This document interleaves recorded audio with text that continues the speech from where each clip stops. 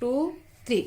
رب اشرح لي صدري ويسر لي أمري واحلل عقدة من لساني يفقهوا قولي ربي زدني علما ربي زدني علما ربي زدنی علما.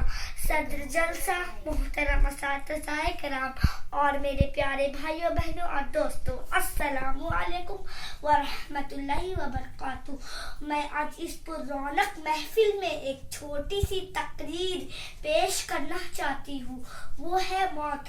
اعوذ باللہ من الشیطان الرجیم، بسم اللہ الرحمن الرحیم.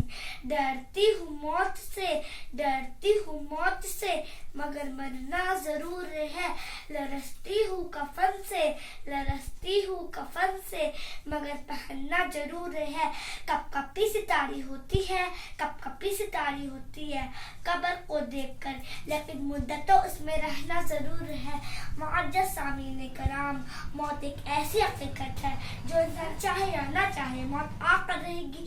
قرآن میں اللہ تعالیٰ نے فرمایا ہے کل نفس ذائقۃ الموت، ہر نفس کو موت کا مزہ چکھنا ہے. لیکن افسوس، انسان دنیا کی ساری تیاریاں کرتا ہے لیکن آخرت کی تیاریاں نہیں کرتا. ہمارے پیارے نبی حضرت محمد صلی اللہ علیہ وسلم سے ایک سوال پوچھا گیا، سب سے عقل مند شخص کون ہے؟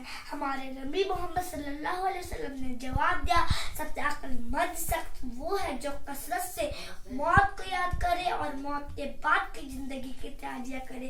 اب میں آخر میں اللہ سے دعا ہے، اے بار الہ، ہم تمام لوگوں کو کثرت سے موت کو یاد کرنے اور موت کے بعد کی زندگی کی تیاریاں کرنے کی توفیق عطا فرمائے. آمین ثم آمین. السلام علیکم ورحمۃ اللہ وبرکاتہ.